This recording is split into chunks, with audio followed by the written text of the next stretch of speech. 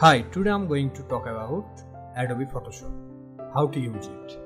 Adobe Photoshop is an imaging and graphic design software used by thousands of people in many different roles across the world.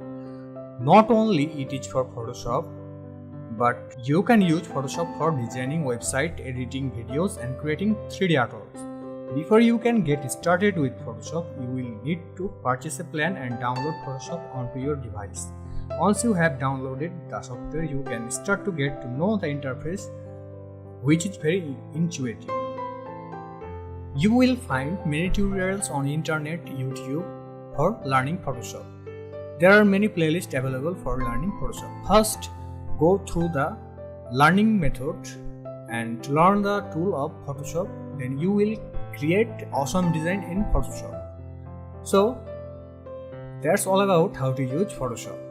If you find this video helpful, please like the video, don't forget to subscribe and hit the bell icon. Thanks for watching.